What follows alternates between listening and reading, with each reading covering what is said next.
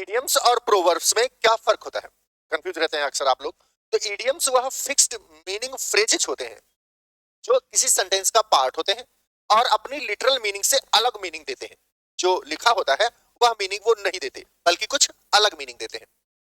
ठीक है, ये इडियम्स होते हैं, ये फ्रेजेस होते हैं।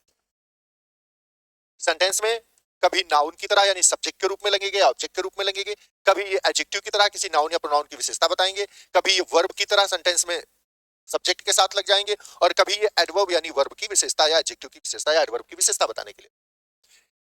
लिटरल मीनिंग से अलग होते हैं, फ्रेजेस होते हैं, सेंटेंस का पार्ट होते हैं, सेंटेंस में नाउन, एडजेक्टिव, वर्ब या एडवर्ब का काम करते हैं। जो लिखे होते हैं वो नहीं होते हैं, लिटरल मीनिंग से अलग होते हैं, इसीलिए इनको इडियम्स कहा जाता है। प्रोवर्ब्स क्या होती है? प्रोवर्ब्स भी लिटरल मीनिंग से डिफरेंट होती है। जो लिखा होता है वो उनका मतलब नहीं होता बल्कि मतलब कुछ और होता है। ये दोनों में समानता हो गई। लेकिन ये फ्रेज होता है और ये सेंटेंस होता है।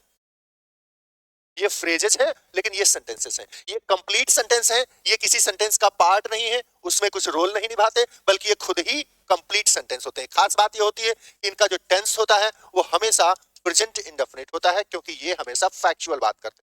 प्रेजेंट इंडेफिनिट होता है क्योंकि ये फैक्ट्स पर आधारित होते हैं। जो कभी एक घटना हुई थी उस फैक्ट्स पर, नाच ना आवे आंगन टेढ़ा, तो कभी किसी को नाचना नहीं आता होगा और उसने ये बहाना दिया होगा कि आंगन टेढ़ा है इसलिए मैं नाच नहीं सकता, तो तभी से वो कहावत बन गई। तो प्रोवर्ब्स और ये बार्किंग डॉग्स सेल्डम बाइट, ठीक है ना, bite the bullet, he bit the bullet. अब बिट द बुलेट जो हमने यूज किया ही के साथ अकॉर्डिंग वर्ब की तरह यूज कर लिया, ठीक है ना। तो ऐसे ही कंफ्यूजिंग स्टेटमेंट्स, कंफ्यूजिंग हैक्स के लिए आप विश्वानी क्लासेस को फॉलो करें और सब्सक्राइब करने चैनल को, बेल आइकन को दबा लें, और अगर आपको कोई कंफ्यूजन है तो नीचे कमेंट बॉक्स में डाल दें। Thank you.